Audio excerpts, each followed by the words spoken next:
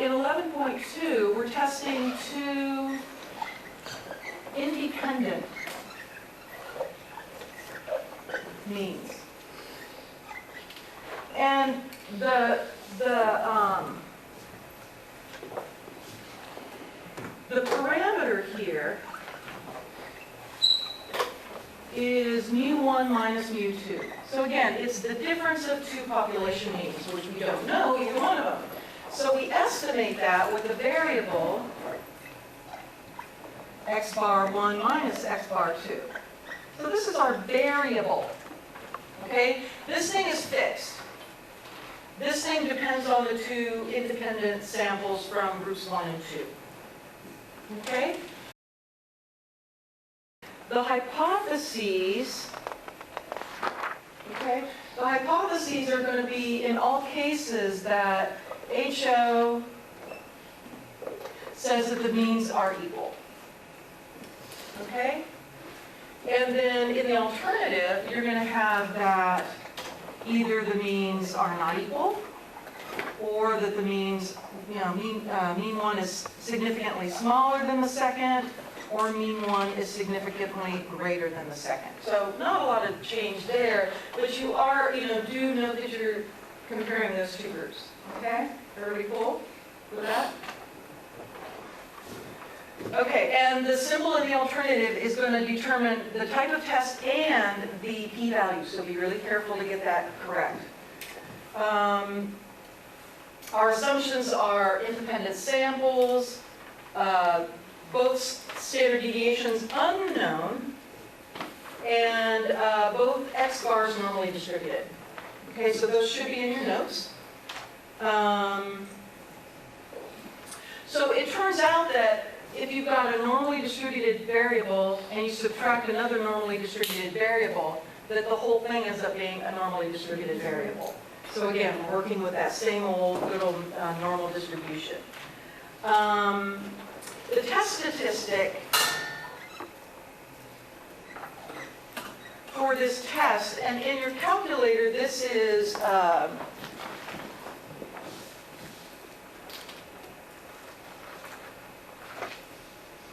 two-sample t-test. I have it as number 4.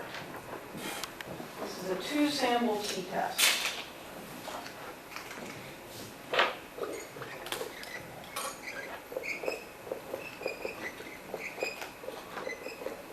So that's number 4 on your test menu.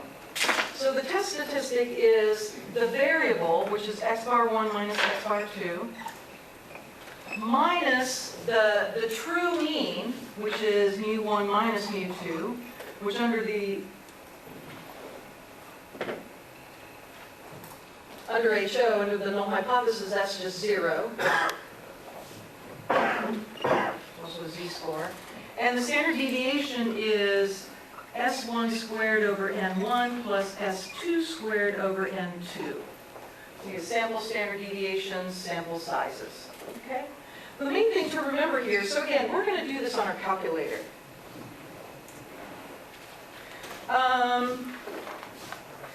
And the book says, well, I think I put it in your notes. So this isn't really important to, but I just kind of want to give you an idea about, this is what you would technically have to do to find the degrees of freedom. Okay? Just for the degrees of freedom, just to find your critical value. So with that, we're going to use a p-value test. Yay! Okay. So let's go to our problem.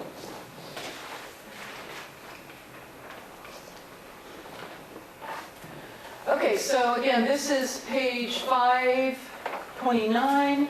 This is number 9. So let's read the problem together. Clifford Edelman, a researcher with the Department of Education, followed a cohort of students who graduated from high school in 1992. He monitored the progress the students made toward completing a bachelor's degree.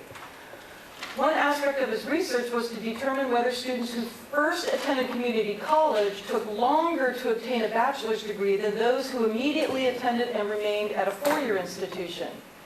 So this ought to be interesting, huh?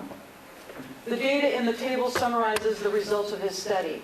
So you've got your two groups, right? You've got the community college, and then to a four-year college, he had 268 students. The ones who went straight to university, 1,145 students. Sample mean times it took to graduate, sample standard deviations. Okay, so the first thing you want to do, gang, is to label each group. Which one's your one, which one's your two. And as long as you keep that consistent through the whole problem, you'll be fine.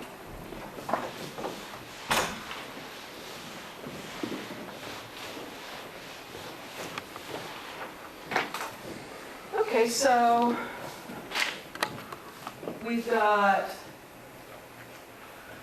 I usually just label one, whichever one is given first. So let's say that's community college 2 4-year. And we'll call group 2 our 4-year college students. So N1 is our sample size from the community college to 4-year. 268. So you're going to want to note that that is the sample size from group 1. Okay? And then the sample mean, so that's going to be X bar 1. So it's the mean graduation time in years of the first group. So it's 5.43. And the sample standard deviation from group 1 is 1.162. Then you're going to have all the same stuff from group 2. You're going to have the sample size from group 2, which is the 1145. You're going to have the this mean from group 2, sample mean, which is 4.43. And you're going to have the sample standard deviation from group 2, which is 1.015. Okay. So far, so good? So you want to write out which group is which because you want to be able to set up your hypotheses accordingly and speak to your results as they apply to these two completely different groups of students. Okay? Part A says, does the evidence suggest that community college transfer students take longer to attain a bachelor's degree? And we're testing at the 1% level of significance. So let's set up some hypotheses. Under the null, the mean graduation rate is going to be the same for both groups, always. And now, think about the alternative. It says, community college transfer, that's our group 1, take longer. So their time in college, or their time to obtain a bachelor's degree, longer than group 2. So what kind of symbol would go in there? Greater than. Good, good, good. So is their mean time to get a bachelor's degree greater than group 2? And it doesn't matter how you set up the problem as long as you keep it consistent throughout the entire thing. Okay, does that make sense? So you could have group 1 be your 4-year, group 2 be your community college, then it would flip your sign, but it would flip everything in the problem, and you still get the same p-value. Okay, so we've got a 1% level of significance. Let's go to our calculator. Oops. I'm going, why can't I see that? Okay. So it'll give you 0.1. The problem? Yeah. Yeah, the problem will always give you a significance level. If it doesn't, by chance, in the book, use 5%. Kevin? In this case, you would write the data before you write down the hypothesis? You want to at least label your groups. Okay. Because if you reverse your groups, you got to reverse your sign. Okay, so we're going to go down to 2 sample t-tests.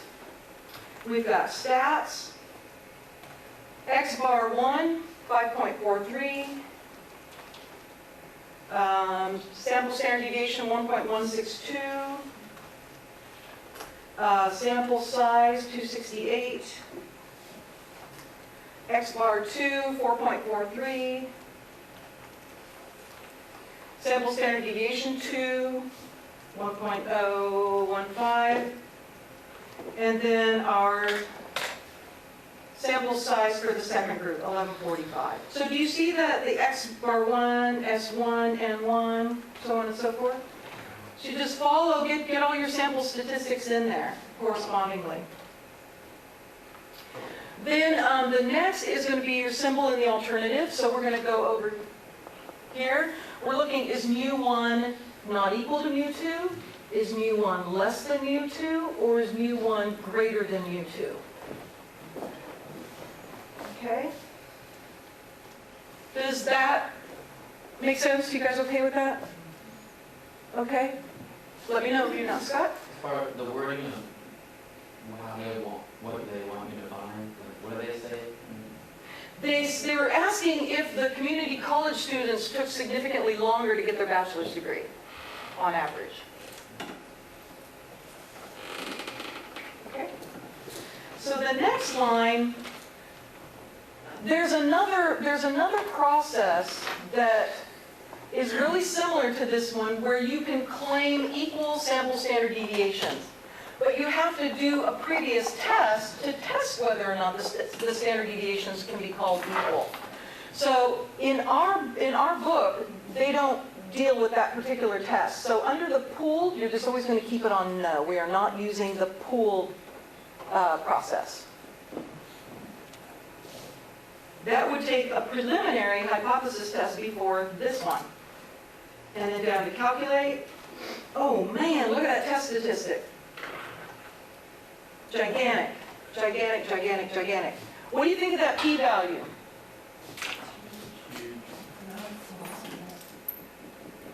Read the whole thing. Test statistic is 12 point, test statistic about 13. So it's saying that these sample statistics are 13 standard deviations away from each other. Do you think that's kind of far? Yeah. Totally, huh? Check this out. Look at the p-value. You know p is a probability. It's always between 0 and 1, right? So this is scientific notation. So what you've got is 2.84 times 10 to the negative 32.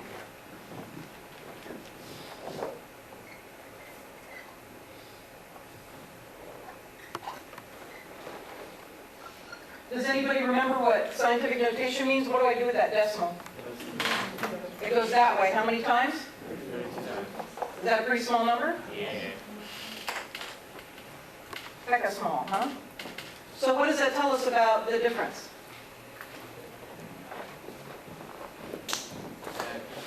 Is there a difference? Yeah, you reject each Huge difference. So the probability that we would see a bigger difference by chance is that probability. Pretty much 0. So, our initial conclusion, we're going to reject HO. And our final conclusion, let's go back to the question.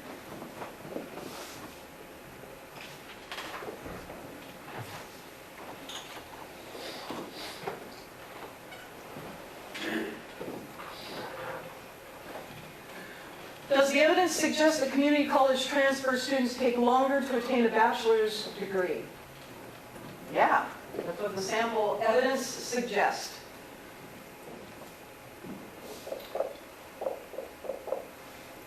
The evidence suggests that community college students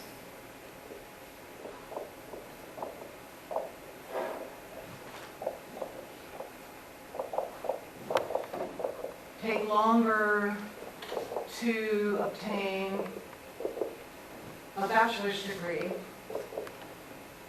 It takes significantly longer.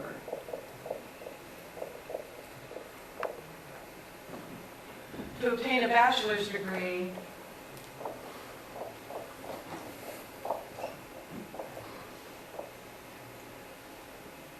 than four-year college students.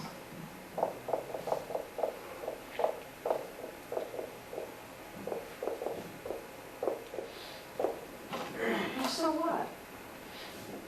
It's the end of the journey, right? We get there sooner or later, don't we?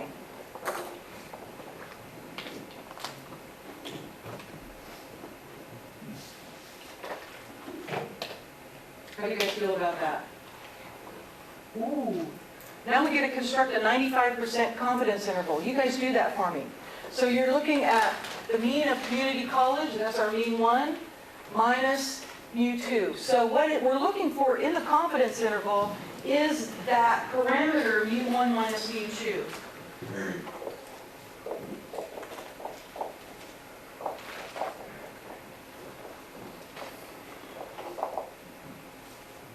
So that would be 2 sample t interval, yeah?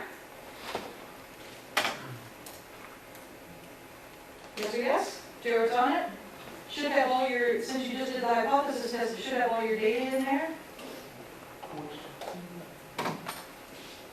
Which test are you using? 2 sample t interval. Okay, so let's write that. This is going to be a 2 sample t interval. Non-pooled. Just like the test, non-pooled. So you're going to keep that pooled no. So there's a different test you would do, is sigma 1 equal to sigma 2? If you didn't reject HO, you would conclude that the standard deviations are same, and then you would be able to have a little bit more robust test as a process, as the outcome. But this is fine for now. That's next class. What do we get? Anybody? Right, you have it? Yeah. I got 3, what do you need? The actual confidence interval. 0.84847. 0.847 Yeah, and 1.15. and 1.15, Yeah, 1. 1.151? Yeah, everyone agree? Is everyone able to get Oh, that? no. Yeah. We do 1 around right, pretty significant. Say again? So it'll be 1.152. 1.152? Okay, no worries. Close enough. Got horseshoes? Everyone get that? No? Sorry? 1.153, 8.849. No. Go back to your test. And then, sample T. Anytime you know. I think it was 0.95, right? 95, yeah.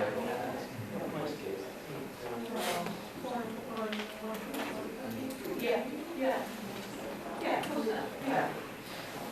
You guys cool with this? So we are, notice how the whole interval is positive. What does that tell us about the mean? Which one's bigger? The first one. Significantly bigger. Okay? You take a significantly bigger number, you subtract one that's significantly smaller than it, and you're going to get positive numbers. 2 parameters, comparing them to each other. You okay with that? Okay, so now we are 95% confident. I ask you to interpret the confidence interval. We are 95% confident that the difference in mean time it takes to get a bachelor's degree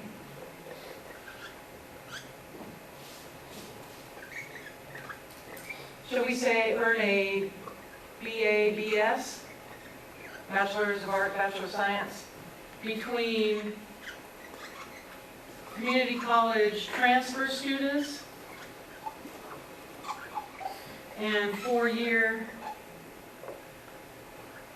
students is between 0.847 and 1.152. So again, someone reading that result knows automatically that the community college transfer students take significantly longer. Okay? That difference, would that be, is that like in years or? Is that Yeah. Okay. Yeah, I think that it was the time in years, right? Yeah, in years. What do you think? Was it cool? Yes, Scott? So because those two intervals are positive, we say different. The procedure itself is looking at the difference. So the one number that we're looking for in the interval would be the population mean time it takes to earn a bachelor's for the community college transfer students minus the population mean time it takes for four-year college students. But we don't know either of those values, so we certainly don't know the difference. So that's what we're estimating, is that difference. And that's what we're looking for in the interval. But instead of looking for a number, because we don't know what that number is, okay, there hasn't been a previously established number, we're looking for how they compare to each other, as opposed to how they compare to some set value like we did in testing one parameter. Do you remember that? It would be like the mean equals 47. So we were saying, is it less than 47? Is it significantly the same? Is it greater than 47? So here we're just comparing the two groups instead. So in this case, you'd be looking at two different pieces of data instead of just like correlating a piece of data to a set.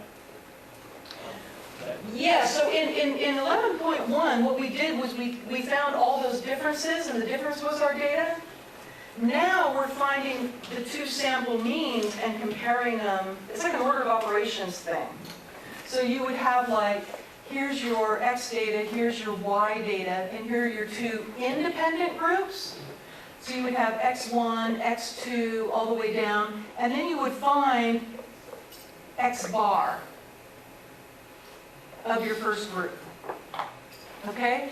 And then here you would have Y1, Y2, all the way down, and then you would find Y bar, which is the mean of the second group. So instead of looking at these differences all along the way, like we did in 11.1, now we're looking for the result of, let me rephrase. We're looking for the mean of the two groups first, and then we look at the result. So before it was, we find the difference, and then we look at the mean of that. Here we look at the two separate means, and then we look at the difference. So before it was difference then mean, now it's means then difference. Lauren? On the final, are you gonna have all of the questions in a random order? Or are you gonna try and, Use the flow chart that's on my website. Okay. In 11.2, we're doing the same thing except for with proportions. Oh, I guess that would be 11.3. Sorry. 11.3. We're doing the same thing except for with proportions. So 11.3, we're testing the difference between two population proportions. And this should be in your notes. So our parameter, again, our parameter is the difference of the population proportions. We don't know either one of them, and so therefore we don't know the difference. But we're going to estimate that with the variable p hat 1 minus p hat 2. Okay? And each proportion is going to, each sample proportion is going to vary dependent on the sample it came from. And therefore, the difference is going to vary as well. So this thing is variable. This thing is some existing number that we'll probably never know the value of. Okay? So to do that, this becomes a z-test. Your test statistic, because you're going to have, we found back in chapters 8 and 9, I believe it was, that the distribution of p hat is normal under some circumstances, and those circumstances are going to hold in this procedure. So you've got a normally distributed variable minus another normally distributed variable, which gives us another normally distributed variable. That's why it becomes a t-test, or a z-test, sorry. T only for means, not proportions. The test statistic is kind of evil.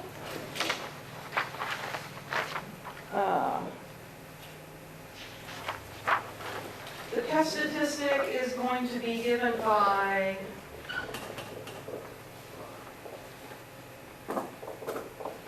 a z-score, which is the variable p hat 1 minus p hat 2 minus the parameter p1 minus p2 divided by the standard deviation. So the standard deviation of p hat 1 minus p hat 2 is, oops, let me back up. It is p hat, let's see, p hat times 1 minus p hat, and then 1 over n1 plus 1 over n2. And here p hat is, it's like a pooled sample proportion. You add the number of successes in the two groups divided by the number of items in the sample of the two groups. Okay, so we don't want to spend our time on this, right? I want you to know when to use the test, and I want you to know, I want you to be able to tell me what it means. Okay? In this section, 11.3, we will not cover sample sizes for two proportions. The three sample size formulas you have are the ones that we will cover. Okay. Page 545, number 17. Okay. So it says, in November of 1945, the Gallup organization, so 1945, several years ago, what, 65 years ago or so, 66? The Gallup organization surveyed 1,100 adult Americans and asked, are you a total abstainer from, or do you on occasion consume alcoholic beverages? Of the 1,100 adults surveyed, 363 indicated that they were total abstainers. Okay, so you've got your sample and your number of successes. The thing that you're looking for here is abstinence from alcohol. Okay? In 2007, the same question was asked. So we're looking at a change over time from 1945 to 2007. Okay? The same question was asked of 1,100 adult Americans, and 396 indicated that they were total abstainers. Has the proportion, okay, keyword there, of adult Americans who totally abstain from alcohol changed? So we're going to use 5% level of significance. So notice you have the two groups. You have the 1945 group. I'll call that group 1, and we have the 2007 group. We'll call that group 2. Okay? Notice nothing about means, nothing about standard deviations. Okay? Okay, so we had 1,100 adults surveyed, same thing in 2007. How many abstainers in 1945? 363, good. And how many in 2007? 396. Okay. And then we've got an alpha of 0.05. Our hypotheses. Okay, we're looking at proportions, x over n. All right? So are the proportions from 1945 and 2007 the same? Or what's the symbol in the alternative? Sorry? Not equal? Why? What makes you think so? Okay, good. Has the proportion changed? So we're just looking at change in some way. Smaller than, greater than, whatever. Okay. So you ready to test? So this is a 2 proportion z-test.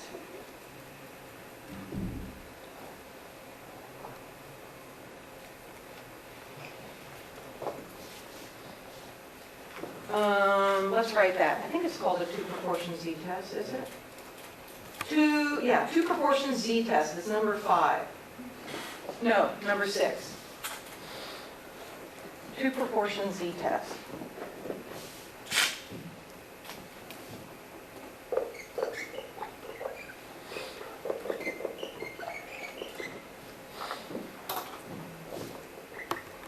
Some calculators, they have other stuff in that menu, so it might be different from number 6, but most of us should have it under number 6. Okay, so we're going to have our successes in our first group and our number of trials. Oops. And our successes in our second group and our number of trials. And then we're going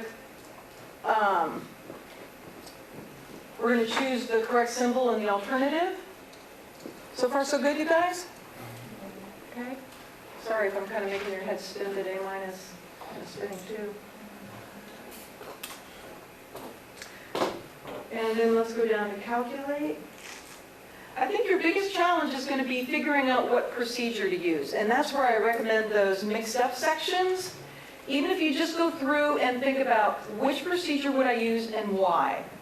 And just kind of eke that out of those problems, I think it'll be really helpful for you. Okay, so we have a test statistic of negative 1.48.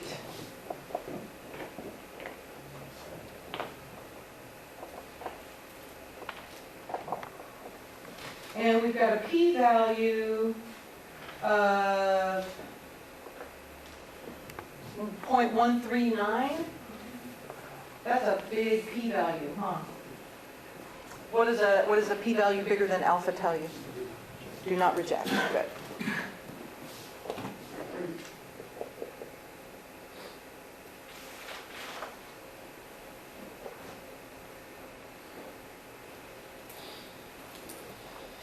Do not reject HO. And the final conclusion.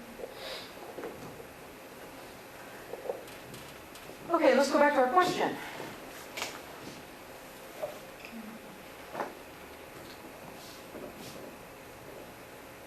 Has the proportion of adult Americans who totally abstain from alcohol changed? What do you say? Somebody tell me.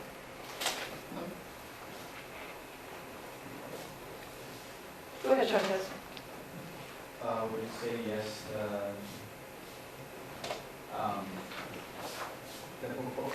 what was the question? Alcohol? Has the proportion of adult Americans who totally abstain from alcohol changed? Yes, the proportion of those who have abstained from alcohol has changed to 13.8% more. Okay, if when we set up the hypotheses, we're saying that the proportions are significantly the same, that they're pretty much the same, there's been no change. Under the alternative, we're trying to determine if there has been a change. So if we do not reject HO, then you want to focus on this guy right here. Oh, so then it has changed. Right, good.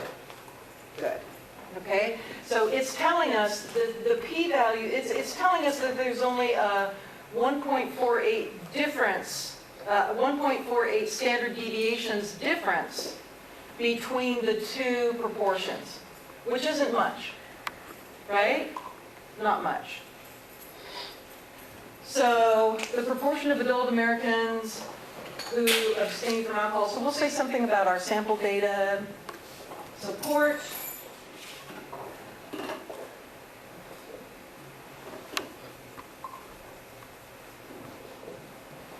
That the percentage or proportion? You can write percentage too, same thing. Of adult Americans who totally abstain from alcohol.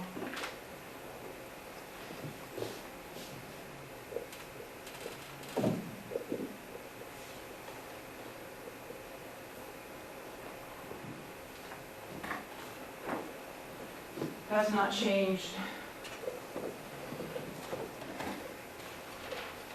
from 1945 to 2007.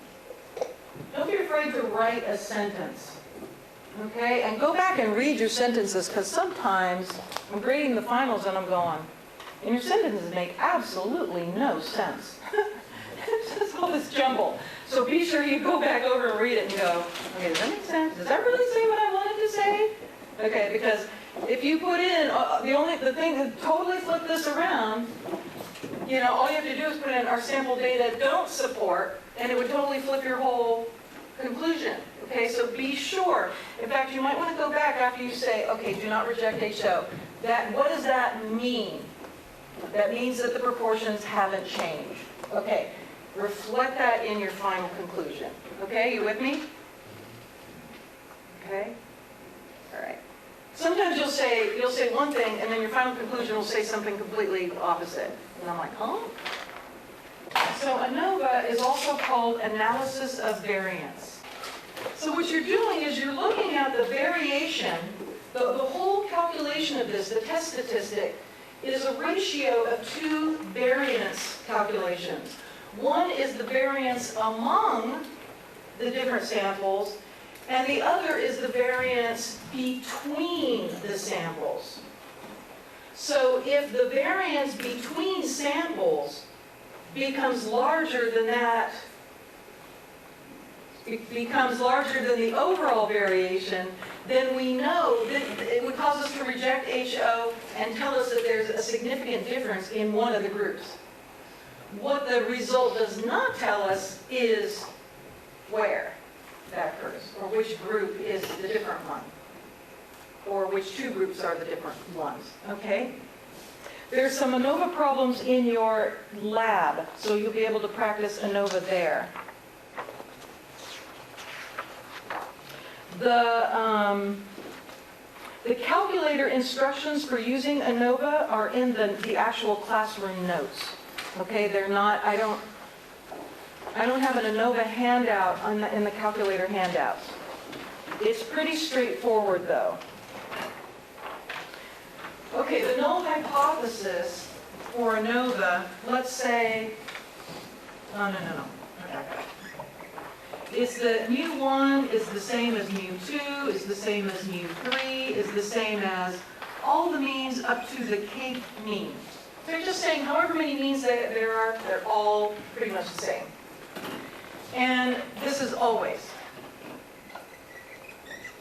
You just fill in however many means there are. And the alternative says at least one mean differs.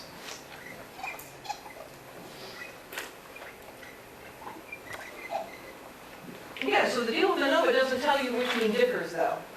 So we're going to have to take a look at that. Okay. This is called an F-test. And in your notes, I gave you an example of the ANOVA table and how it works. Okay, so the whole calculation comes from this table of calculations that finally water down into the test statistic, which in this case is an F statistic. So the F distribution is a skewed distribution, and it is what we use to test ANOVA. You don't have to worry about critical value or anything like that, because we'll always use p-value. It says the data in the table, this is number 11, and it's in the ANOVA section, it's in your textbook section. This is not in your actual book if you have a hardcover book. You have to pull it off the CD. The data in the table represent the number of corn plants in randomly sampled rows, which they define as a 17 foot by 5 inch plot, for various types of plots. An agricultural researcher wants to know whether the mean numbers of plants for each plot type are equal. So they've got 3 different plot types. They call one sludge plot, they call one spring disc, and they call one no-till. So, 3 different groups. Write the null and alternative hypothesis. Okay, so we're going to call sludge pot 1, or actually in this case, does it matter? I don't think it matters. We've got the mean of sludge pot, we can call it SP, equals the mean of spring disc, we'll call it SB, equals the mean of no-till, we can call that NT. You with me? Does that notation make sense? We'll just subscript them to give them their specific applications, or what do I want to say, references. And then the alternative will say at least one mean differs.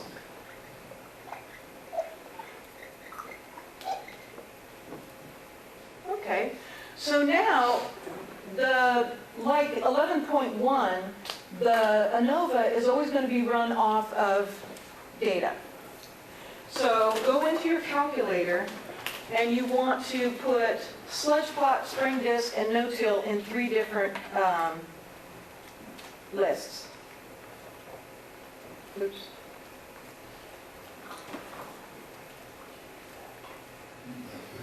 So they're all dependent, Sorry? all this data is dependent on each other? Independent,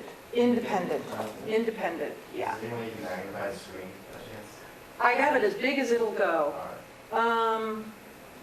Feel free to just come up here and enter it. There does not have to be same sample sizes. For proportions or independent means, there also does not have to be equal sample sizes. Yeah. So, if we do not reject HO, the means are all about the same. If we do reject HO, then we've got to take a look at what mean might be the different one. It says to test at 5%. Okay. Here they have some mini-tab output, but we'll use our calculator. And then you'll also be doing these in StatCrunch. So I really hope that I typed everything in my calculator right. We'll soon find out. All right. So you've got the 3 separate lists of independent data. You're going to go stat and over to tests, and you're going to go all the way back down to the bottom until you find ANOVA. Oh, there it is. So everybody's number, what that applies to when you get to the ANOVA is probably going to be a little different. You're going to drag that to your home screen, and then you're going to enter the location of the 3 lists separated by commas.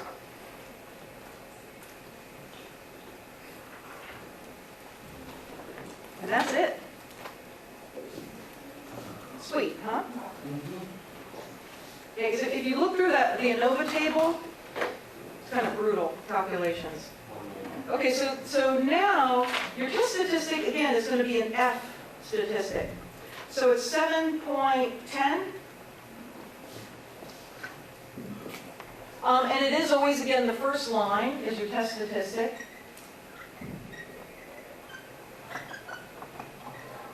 That's pretty big. P-value is the next line, and it says 0.00676, which would tell us what, reject or not?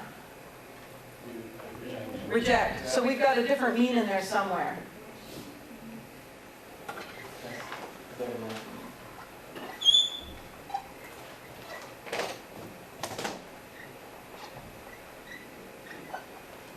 And our final conclusion, all you pretty much have to write here, because now we have to follow up.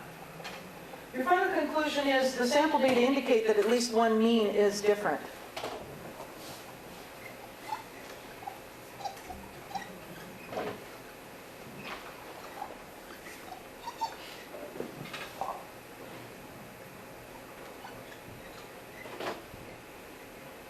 One mean, and what was this? Mean number of corn plants.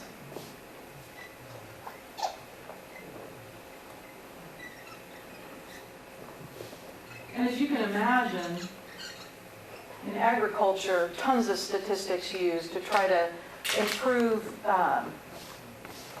feeding us all, right? And then all this stuff below are the parts that go into that ANOVA table that you see in your notes. Okay? So now we have to just take a brief look at which mean might be different. And to do that, we're going to use box plots. So you're going to go second and up to y equals, and you're going to open up all three of your box plots. So we're going to turn each one on. You're going to highlight the little box plot icon right there. So you want to highlight on. Oh shoot. Oh yeah. Okay. You see. You want to turn it on. Highlight that icon, and then you're going to go down. Oh no. I'm wrong. I'm sorry. The middle one in the second row. And then you're going to tell it where the data is, and frequency you want to have as 1.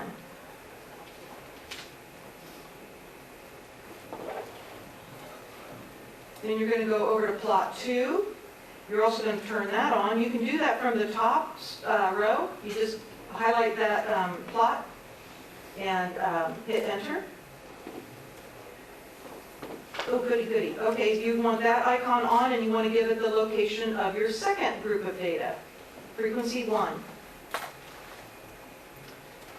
Same thing in 3. Oh, yippee, I'm already set up. Okay, then you're going to go down to Zoom Stat and take a look at those 3 box plots. You guys with me? Each one has frequency you want. Yes. Because you're not using you're not graphing them off of a frequency distribution, Scott. You just have that one list of data. So you're going to go down to Zoom Stat, and you should get all 3. Where's my other box plot? Oh, rats. It's, oh, I forgot to turn it on. If you get an error in your window range, hit your y equals, Emma, and make sure that you're not, I know, hit y equals, just y equals. Shoot, that's usually what messes it up.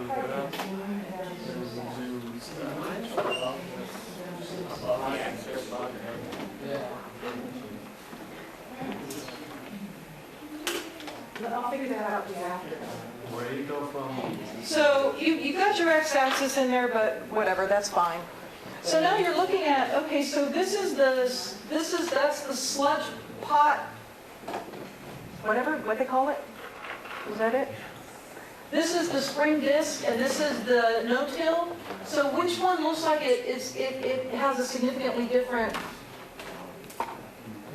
Look at the box plots. So the spring disc looks like it is giving you a higher amount of corn in each 17 by whatever inch piece of land. And I would want you to summarize that. Okay? So if there's a difference, what do you see? And refer it back to the problem. Do you want me to write? So, okay. So the problem was, okay, it was sludge pot spring disc. So spring disc looks like it is giving us a significantly greater amount of corn production.